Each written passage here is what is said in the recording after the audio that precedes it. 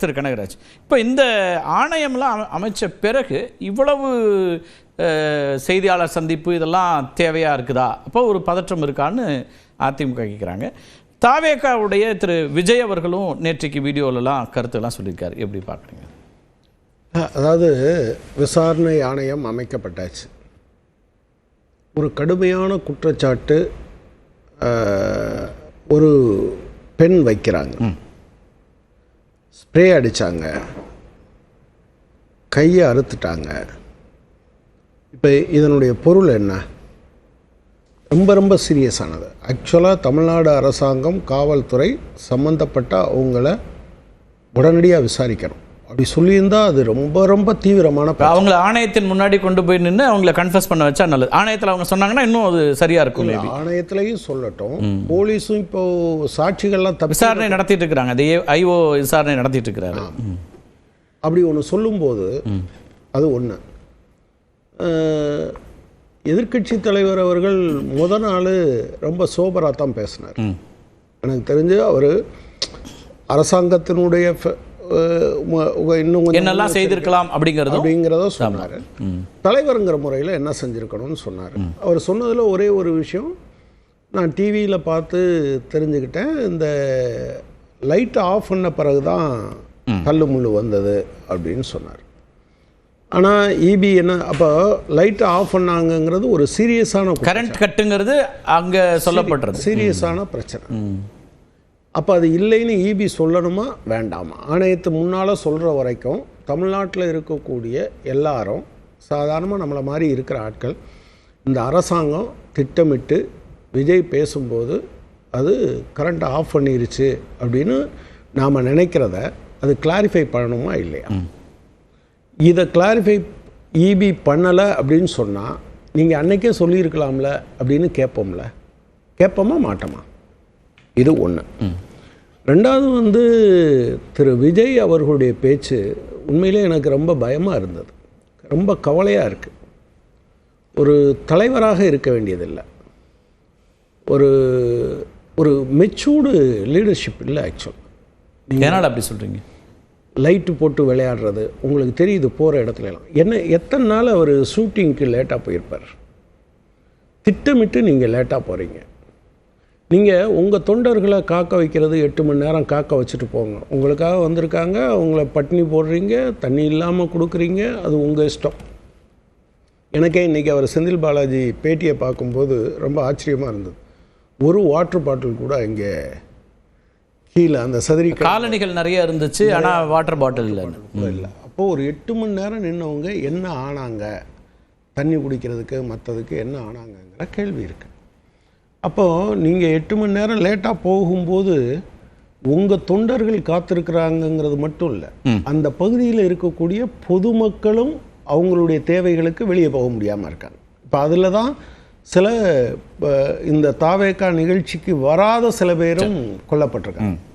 ஒரு குறைந்தபட்சம் நான் லேட்டாக வந்ததும் ஒரு காரணம்னு சொல்கிறாங்க.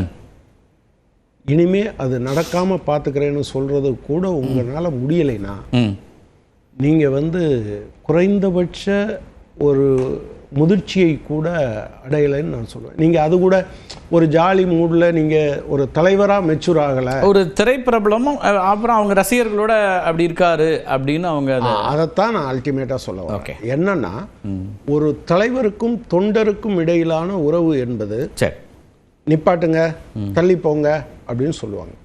தொண்டர்கள் மீது ஒரு பெரிய பாசம் இருக்கும். நான் இப்போ கூட ஒரு வீடியோ பார்த்தேன். திரு விஜயகாந்த் அவர்கள் கட்டுக்கடங்காத கூட்டம் வரும்போது அவரே நேராக கட்டுப்படுத்துவார், நேராக இறங்கி போய் கட்டுப்படுத்துறாரு. ஓகே, நிறைய இடத்துல தலைவர்கள் அல்லது 2ஆம் கட்ட தலைவர்கள் அந்த வேலையை பண்ணுவாங்க, அந்த வேலையை பார்க்குறாங்க. திரு வைகோ அவர்கள் பேசினதையும் நான் பார்த்தேன்.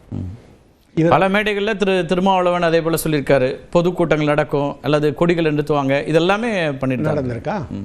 இவர் எங்கேயாவது அதை சொல்லியிருக்காரா? இடிக்காதீங்க, தள்ளாதீங்க, தூரமாக போங்க சொன்னாரா அவர்? சார், எனக்கு இது வர்றது அவரை பார்க்க தானே வராங்க, பக்கத்தில் வரணும்னு நினைப்பாங்க. அப்போ அது தூரமாக போங்கன்னு அவர் சொல்ல முடியுமா? அப்போ நீங்கள் என்ன செய்யணும்? தள்ளி முள்ளிக்கிட்டு வாராங்க அப்படின்னு சொன்னால் 8 மணி நேரம் லேட்டாக போகக்கூடாது சார். நீங்கள் நான் அதைத்தான் கேட்குறேன். உங்களுக்கு பணம் வர்ற படப்பிடிப்புக்கு போகும்போது நீங்கள் இப்படி டெய்லி லேட்டாக 8 மணி நேரம் போனீங்கன்னா ஃபினான்ஷியர் ப்ரொடியூசர் உங்களை கேட்பாரா? அப்போ நான் என்ன சொல்கிறேன்னா, இந்த கூட்டம் நான் இப்படி தான் உருவாக்கி வச்சுருக்கேன், இது இருக்கும், செத்தாலும் லாபம் என்று நினைக்கிறாரோங்கிற பயம் எனக்கு. அவ்வளோ கடுமையான விமர்சனம் இல்லை நான் என்ன கேட்குறேன், நீங்கள் 3 நாள் நீங்கள் குறைஞ்சபட்சம் இந்த குடும்பங்கள் எப்படி இருக்கோ தெரில, இந்த பிள்ளைங்க எப்படி இருக்காங்கன்னு தெரியல. இப்போ அருண்ராஜ் சொன்னாருன்னு சொன்னீங்கல்ல, ஏன் அருண்ராஜுக்கு இவர் ட்விட்டரில் போட்டிருக்கலாம்ல? ட்விட்டரில் என்ன போடலாம், நாங்கள் போகலான்னு நினைக்கிறோம். ஏன் நேற்று பேசினார்ல, பேசையில் சொல்லியிருக்கலாம்ல, நாங்கள் போகலான்னு நினச்சோம், அட்மினிஸ்ட்ரேஷன் வேண்டான்னு சொல்லிடுச்சு. அவர் பொய் சொல்கிறார் சார். எனக்கு மற்றதுலாம் கோபம் இல்லை. இந்த மாதிரியான நிகழ்ச்சிகளில் அரசாங்கத்துக்கு பங்கு இருக்கலாம், மற்றவங்களுக்கு பங்கு இருக்கலாம். நாம் அது என்னன்னு பழி வாங்கணும்னா என்ன பழி வாங்குங்கன்னு சொல்கிறாரு. இப்போ கையை அறுத்ததும் ஸ்ப்ரே அடித்ததும் பொய்னா இவரை கைது பண்ணலாமா சார்? நீங்கள் ரூமர் ஸ்ப்ரெட் பண்ணிங்கன்னா என்ன பண்ணுறதுங்கிறதுக்கு நீங்கள் பதில் சொல்லணும்.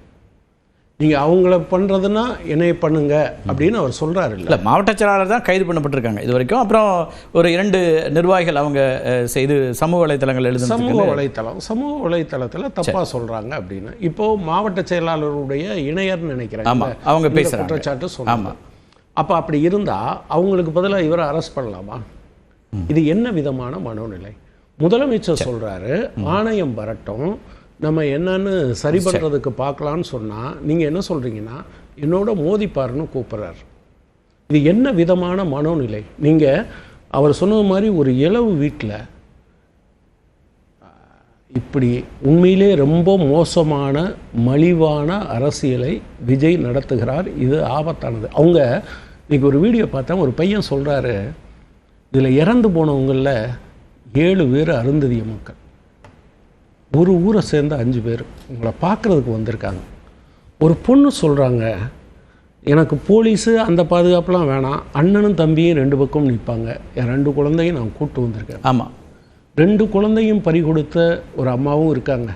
ஒரே ஊரில் 5 அருந்ததிய குடும்பங்களில் இழவு விழுந்திருக்கு. நீங்கள் எப்படி நிறைய எளிய மக்கள் இறந்துருக்காங்க. இந்த உணர்வு எதுவாவது அவரால் கடத்த முடிஞ்சதா? நீங்கள் நான் மனச்சாட்சியோடு நான் இங்கே இருக்கவங்ககிட்ட கேட்க விரும்புகிறேன். அதுக்கு முன்னால் ஒரு கோபம் அரசாங்கத்தின் மேலே இருந்தது கூட நேற்று அவருடைய டிவி பேட்டியை பார்த்த பிறகு, அது அந்த வீடியோவை பார்த்த பிறகு என்ன மனுஷன் இந்த ஆள், எப்படி ஒரு ஒரு ஒரு மெச்சூரிட்டி கூட வேண்டாமா? ஈவன் நீங்கள் நடிக்கிறதுல கூட நீங்கள் ஒழுங்காக நடிக்கலைன்னு நான் சொல்கிறேன். முதல் கட்ட கருத்து பேசலாம்.